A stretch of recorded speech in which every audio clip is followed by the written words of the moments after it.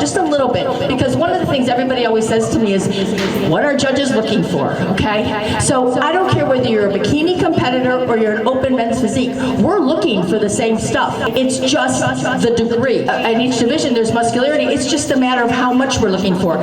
Shape and symmetry is the next one. Again, other than obviously wellness, our newest division, we want to see that in balance, and that is the hallmark for wellness. But for all the other divisions, shape and balance is what we're looking for. And this becomes the most important, is presentation and posing, because the quality of our athletes has become so intense over the last 5 to 10 years that it doesn't take a lot. That the quality of our athletes has gotten so intense. How you present is what we can see on stage to judge. And like I said, 20, 25 years ago, you had a couple really good athletes, but now we have athletes that are down into the 16th and under that are awesome athletes. They just need a little tweaking, whether it's getting a little bit tighter, softening up, changing posing. So the presentation is so important once you start getting on stage. No matter what NPC show or IFBB Pro League show you go to, you're always going to have these segments. You're going to have a group lineup, you're going to have your individuals, and comparisons. Where you see the little bit of change is if it's a smaller show and we're never going to split you on a diagonal, you're going to do your individual first. Because from a judging standpoint, I'm always going to see you with everybody else in your class. I can't miss anybody. But when you get to the time where you have, like last year, 56 in a class, that first person comes out, if you do the individuals first, what am I judging you against? Because I'm not judging you, I shouldn't be judging you against an ideal in my head. I should be judging you by the quality in your group, but I don't know what that quality is.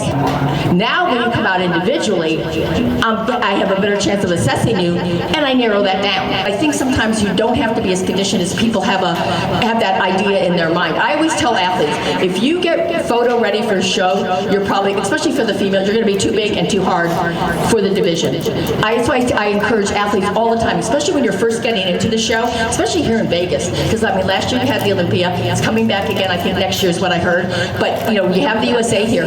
Go to a show, see what the judges are actually seeing on, from the stage. I'm telling you, that will serve you better than anything else that you do. A lot of people don't understand how we do the scoring, and like I was saying to Adam earlier, I always think that all this information is out there ad nauseum, and then I realize lots of times it's not, or athletes don't know where to look for it. But every judge gets a strip of paper, okay? We get athlete numbers on one side, obviously nothing on the other side, and as judges, we just place you, okay? One of the things you see at the NPC shows is there's always an odd number. Even when we were in COVID, because we couldn't have so many people in venues and stuff, so we dropped down sometimes to 3 judges. We always have, if it's a smaller show, we have 5 judges, but when you get to the Olympia, we have 13, okay? So even with 5 judges, I'm knocking out a high and a low. I have athletes going, oh, I train at that gym, and that judge always goes to that gym, and he doesn't like the way I look, or I get the other thing, oh, I'm going to go to that show because I always do better with that judge. You can't. Mathematically, you're never going to do better for one person on the panel. You can't. So when you get to the Olympia, now you have 13 judges, we score 5. That means we knock out 4 highs, 4 lows, and add the other 5. I will have a girl that will email me, and she's got a shaved head, she's got pink hair, she's got purple stripes, whatever it is, or real short or shaved head. I always think, because one of the things that's a big factor when you come out on stage is how you feel about yourself. Okay, if you're changing your hairstyle and you don't feel comfortable with yourself, I am telling you, that's going to come out on stage. And I tell everybody, you're 25, 26, whatever it is, and you got purple hair, you got stripes in your hair, you're supposed to at that age. And if that belly ring or that earring is going to affect how I judge you, I need to walk away from the table. Where hair can come important, because when you pose on stage, everything's an illusion, okay? You want to make, what your strengths are, or your coach knows what your strengths are, and they know what your weaknesses are. You're a little bit more muscular up top.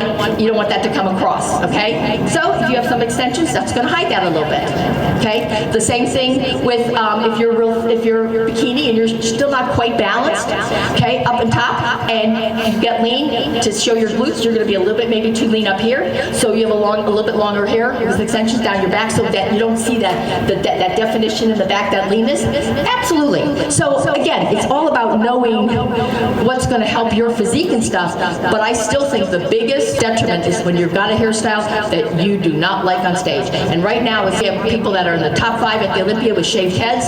We have women all the time that are winning now with shaved heads.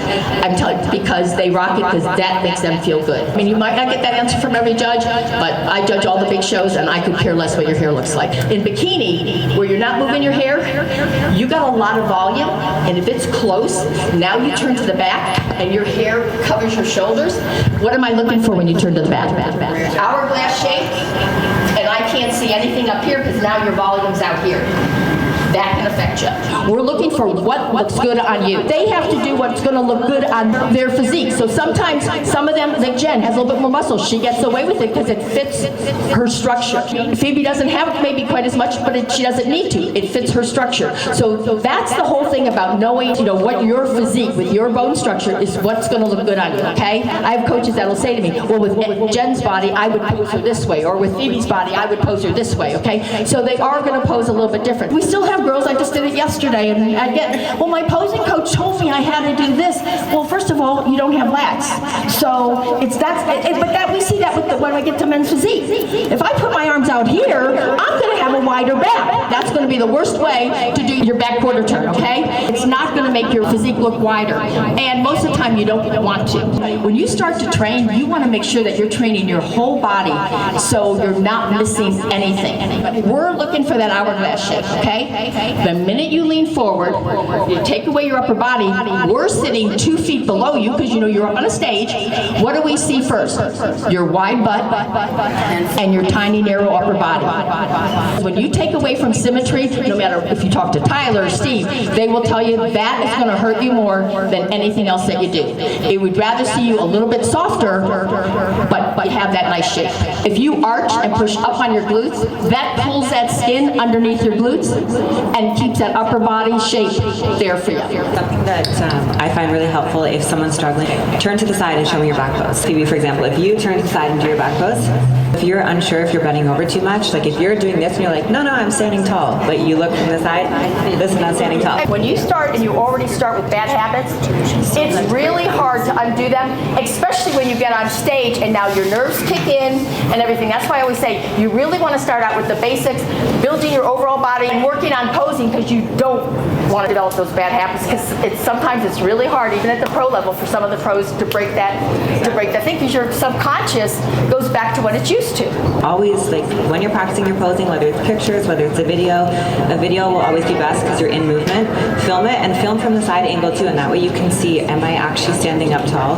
And film from a judge's angle. So put your phone on a tripod or a chair a little bit lower, and that way when you are practicing your posing, you're practicing for what Sandy's going to see instead of, if you're filming at this height, the judges are never seeing you at eye level. They're always down here. So when you do your check-ins, your progress photos, your posing practice, put your phone at about knee height is usually a good level. Tips for me is in just make it simple for amateurs, even for pros and stuff, make your posing simple. It doesn't need to be overcomplicated, it doesn't need to have loads of hair flicks. When I came into the pro league, I thought, okay, I need to change everything. I need to make this, really long, extravagant routine, but I actually made it simpler and it's worked out better for me. So I feel like for amateurs obviously out there, just make your posing simple, front, back pose, nice clean transitions, and that's all the judges want to see. Well, you know what? When you're out on stage, okay, and you only have that 10, 50 seconds, because again, we're talking more to an NPC now, the thing is, I'm not up there going, oh my God, her back is great, oh my God, her arms are, I'm going,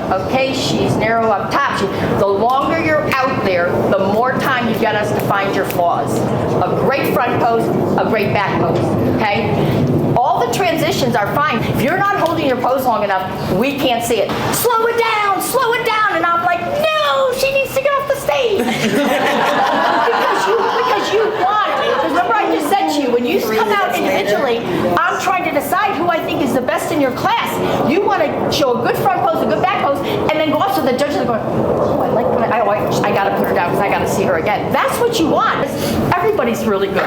I'm looking at something that I can say, thought you were a little lean, didn't have that front pose. It didn't really show the side of your leg so I could see shape and stuff. So the longer you're up there, the more time you're giving me to come up with all those feedback back to you. Don't underestimate being comfortable with your walk, because your walk is what sets everything up. So not only are you judged in your poses, but from the time you step on stage to the time you leave stage. So you need to be comfortable with your walk, right? From the side, from that side, every different angle. It will equate to a much smoother routine. And then also another tip is more of a pet peeve. Stop touching yourself when you're posing. I hate that. Yes. Don't do that. Don't do it. It's not a good look. You have to be kind of like, not sassy necessarily, but like presentation. Like you have to wow people with your posing. So like people do their hair.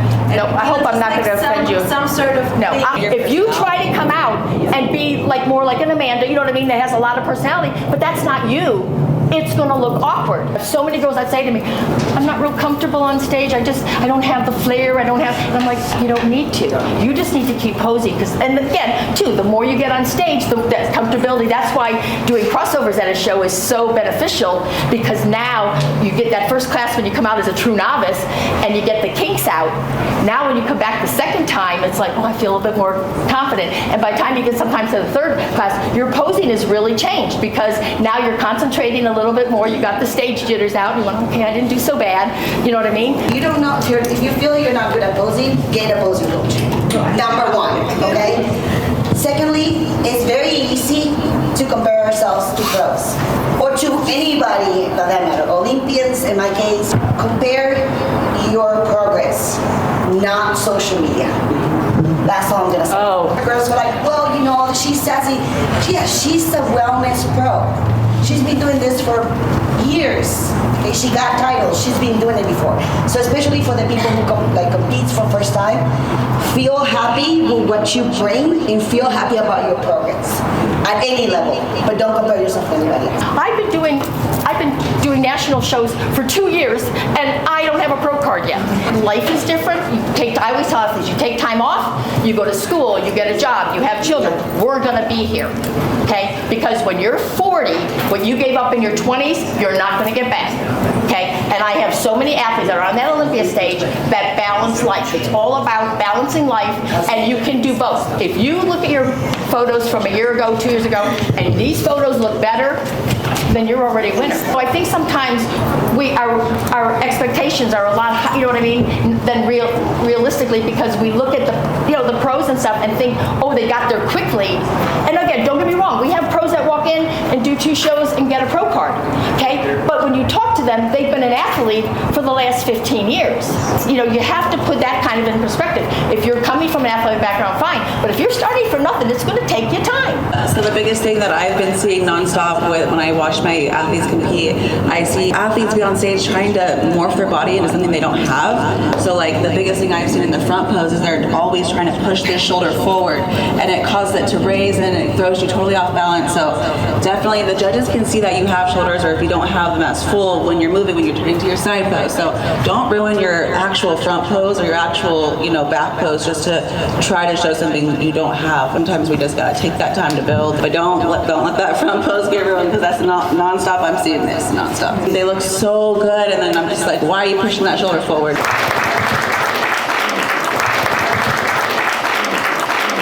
Okay, Adam, I'd like to split up into groups.